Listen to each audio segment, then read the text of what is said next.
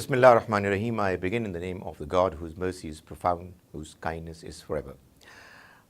We've already started our discussion on the real understanding of Arabic and the way it is used while we make statements.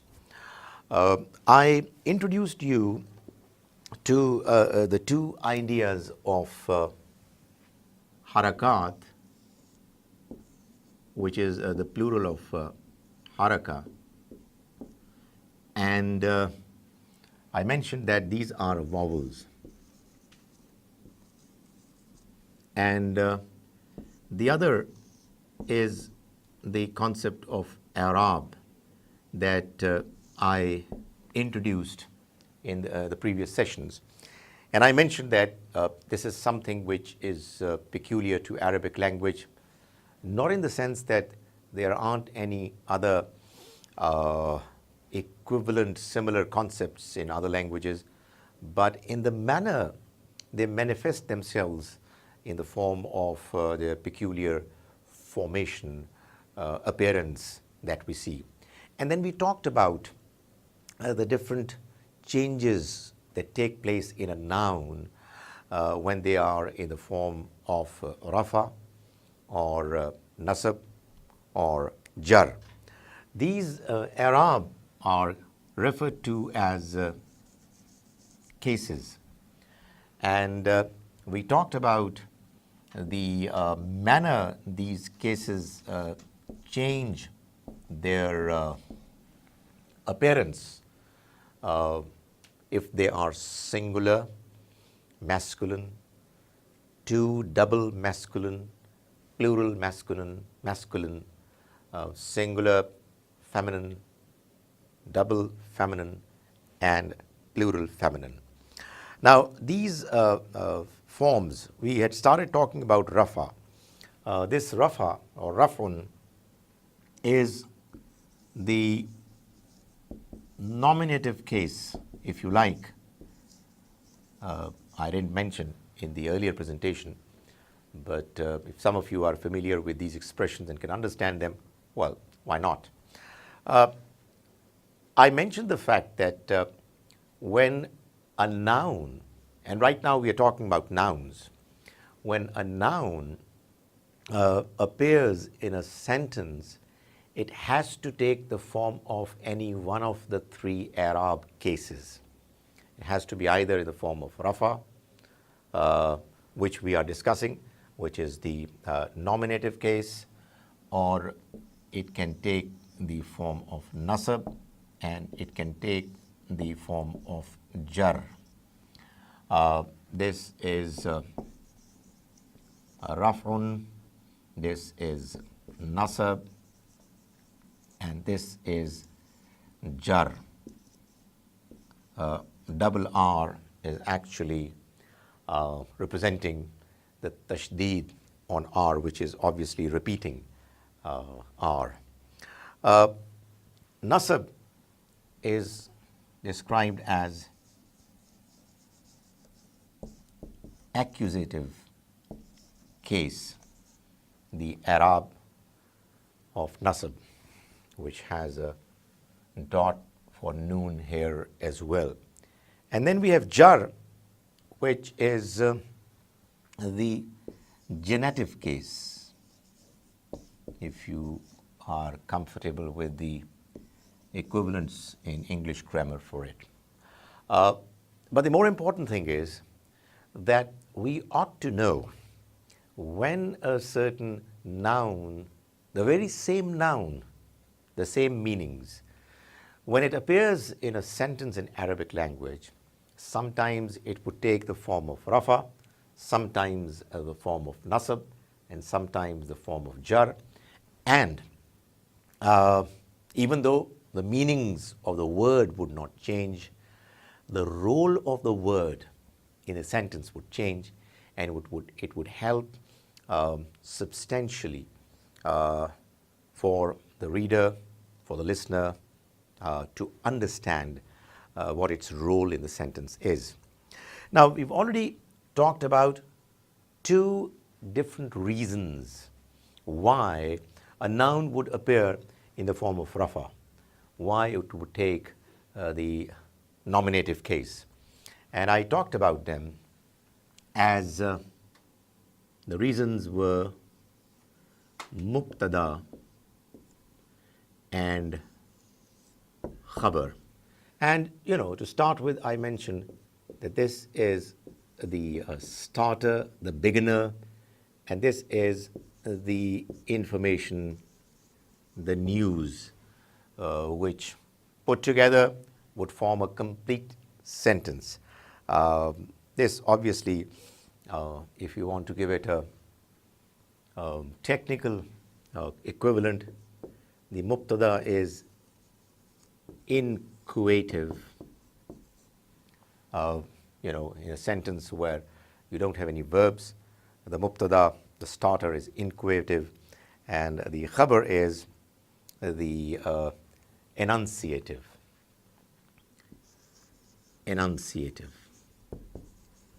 if it helps you in understanding.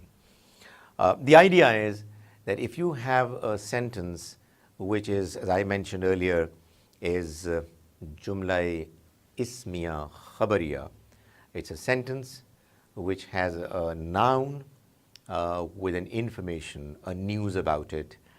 You do not have any verbs in it, and the statement will have two components.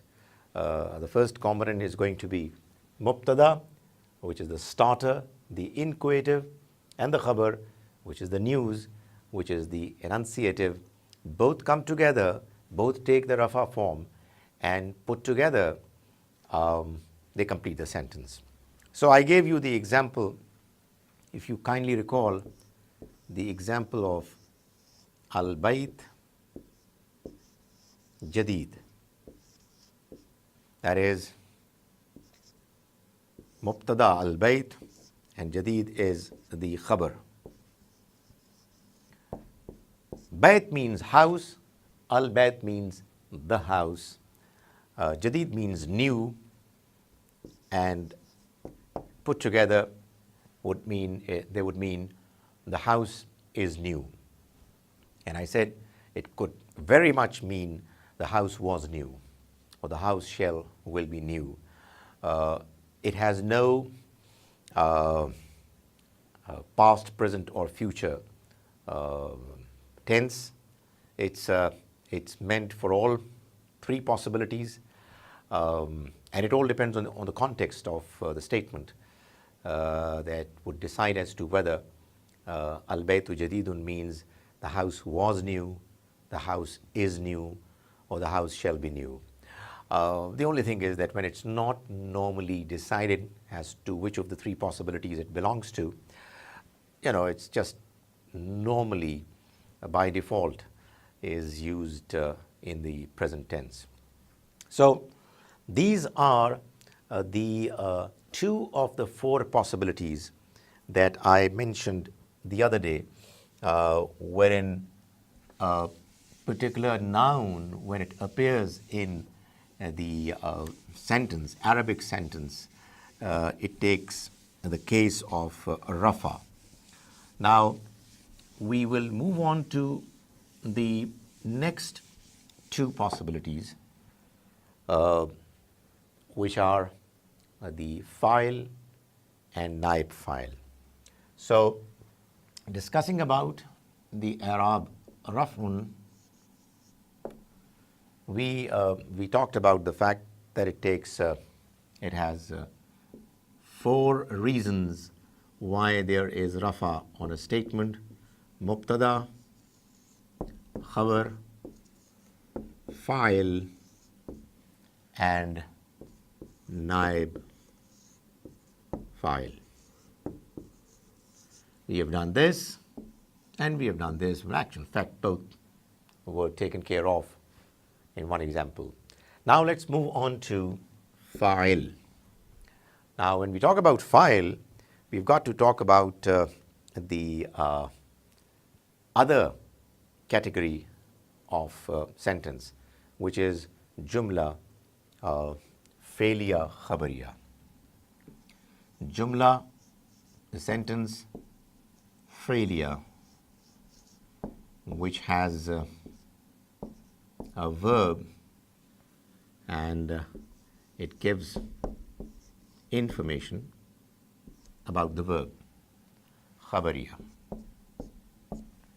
Now, when you talk about the verb, obviously you use a verb and you have to have somebody doing that verb. So, you know, for example, you have this verb dharaba. If you write it in the English letters, it would be dharaba. That would be the transliteration. The dot underneath D is representing Zwad, Dharaba. Now, this Dharaba is followed by, for example, a noun, Zaid. Now, the noun Zaid is the noun mentioning the one who is doing it. The verb is Dharaba, the noun is Zaid, and Zaid is the doer, the one who is doing it, which we call the subject.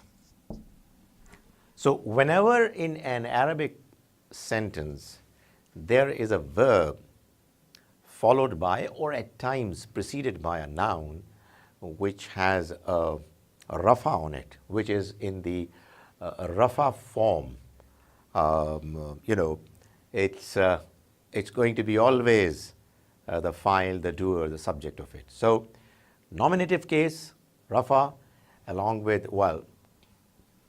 preceded by or succeeded by a verb, and you be absolutely sure that it's something that has got to do with the verb, and the verb is the doer. Zaid, the doer, the subject of the verb dharaba, will always be in the Arabi form of rafa. And that is what is important. We then follow it up with another noun, which is Khalid, for example. Dharaba means he beat up. Zaidun, Zaid.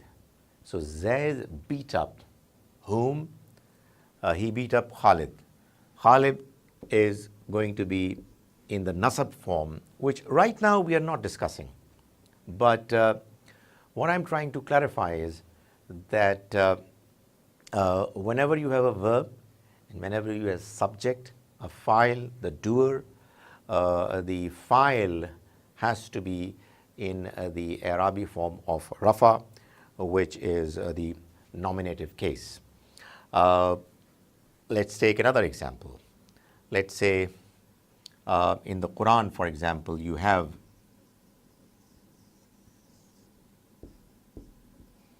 qatala. This is another verb. Look at the similarity. Dharaba, qatala. Almost the same, except for obviously the differences in the letters, the alphabets, but it's the same formation. He beat up, he killed.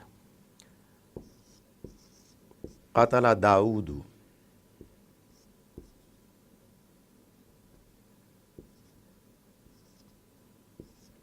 Dawood killed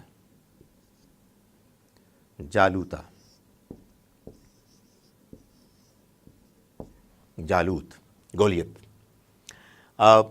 Here again, you find that in Dawood we have the same rafa, the Arab of rafa, which is the nominative case. Whereas in Jalut, like in the case of Khalid, who is the object, the one got killed, the one got beaten up, you have nasab, which is the accusative case. You might have this question in your mind. Why is it that even though Dawood doesn't have an alif lam, and yet towards the end it has only one haraka, not tanween. It isn't Daudun like it's in Zaidun. Normally, the case is that if you have a noun which has at the beginning of it an alif lam, then the noun cannot have tanween, the double harakat. But if it doesn't have an alif lam to begin with, then it normally has to have a tanween. Not in this case. Why? We'll talk about it later. But the idea here is that whenever you have a verb and then you have in the sentence the doer of the verb, the subject, the doer has to be in the nominative form, has to be in the rafa form. It's the nominative case. Let's take just one more example before we move on to the next possibility of rafa. Let's say amana. He believed. Amana Rasul. The Quran says Amana Rasul. The Prophet believed. So the Prophet or Rasul has a rafa. It's a nominative case, and what you find is that there is only one and not two harakat, because there is an alif lam preceding Rasul. Just another example to just give you an understanding that a rafa form is there on a noun, no matter whether it's singular, double, or plural. It's rafa form nonetheless, whenever it is in the category of status of subject. Let's say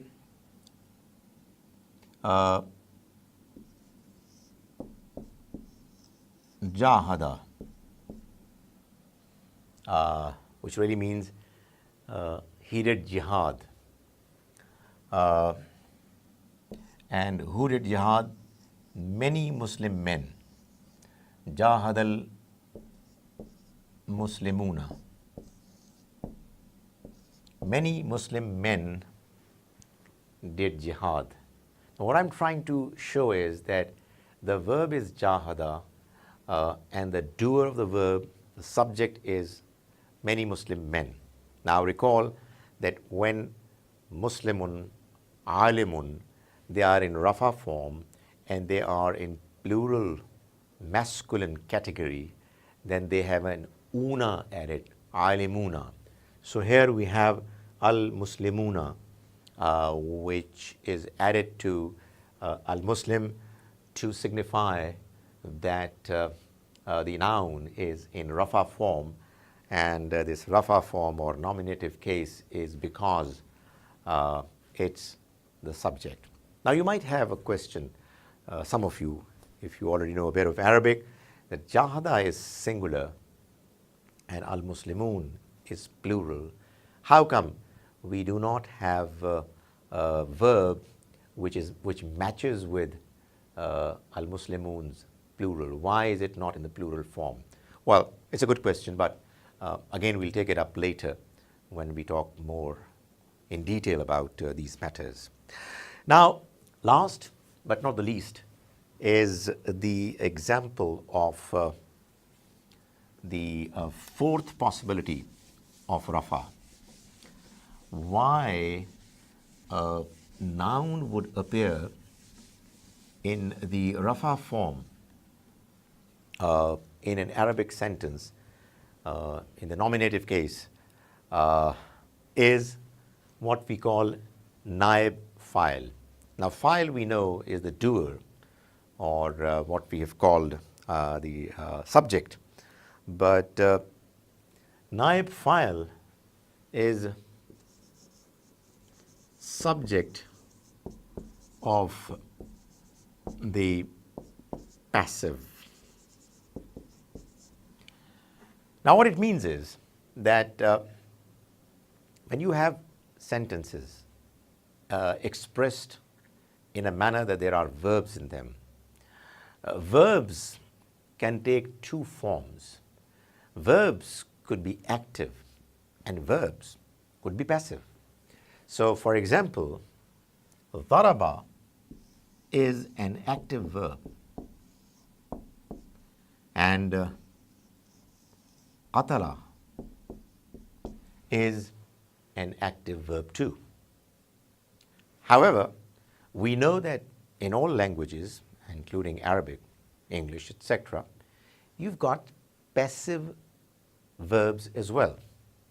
So, if daraba means he beat up, the passive verb emerging from daraba is going to mean he was beaten up. And that passive verb is dhureba. He was beaten up. Qatala, qutila. That is the formation, that's the flow of a passive verb. Verbs in their active form can change depending upon what the verb is, in the manner they flow, in the manner they take harakat, and we'll talk more about them. However, when a verb takes the passive form, and right now I'm talking about the past tense, the form it takes is absolutely the same. It would always be qutila, dhureba, kufira, nuqila, nusira, always the same, which is a help, because at least we have something which is consistent and predictable. Now, the reason why we are talking about it is that we have the fourth possibility of the rafa, the Arab of rafa, which is naib file, which I've mentioned is the subject of the passive. And let's take, for example, the earlier example of daraba Zaydun Khalidan. Zayd beat up Khalid.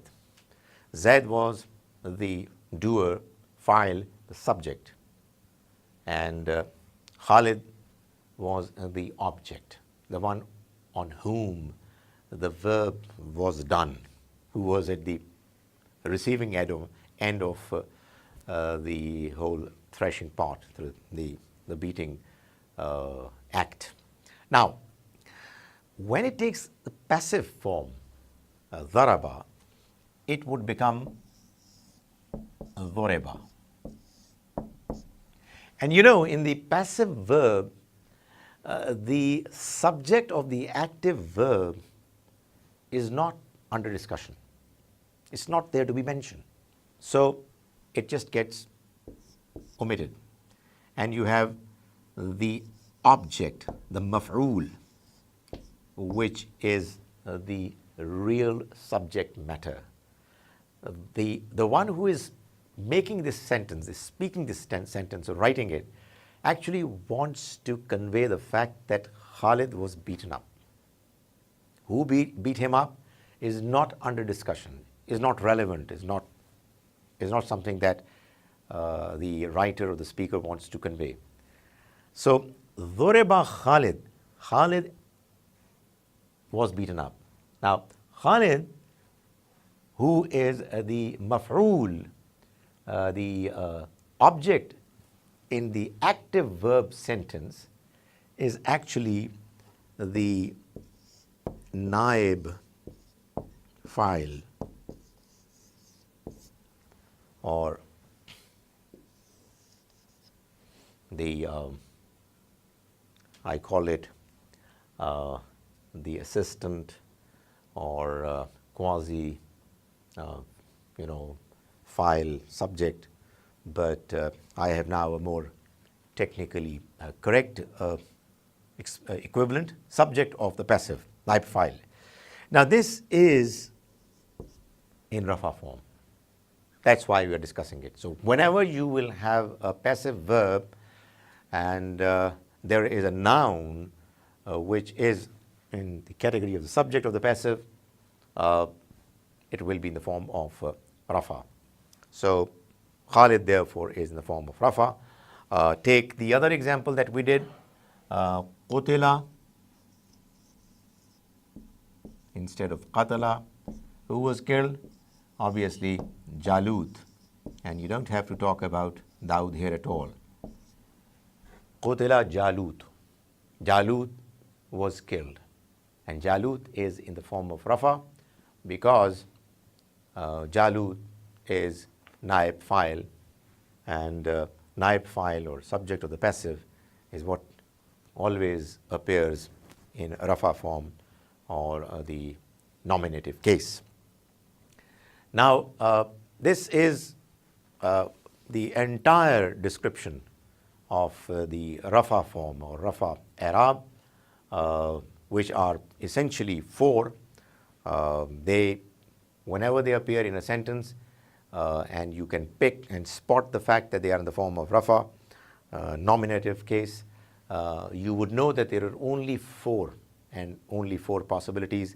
They could either be muqtada, the starter, the inquisitive, or they can be khabar, the news, the information, which is the enunciative, or they can be a file, the doer, the subject, or they can be naib file, which is quasi subject or subject of the passive.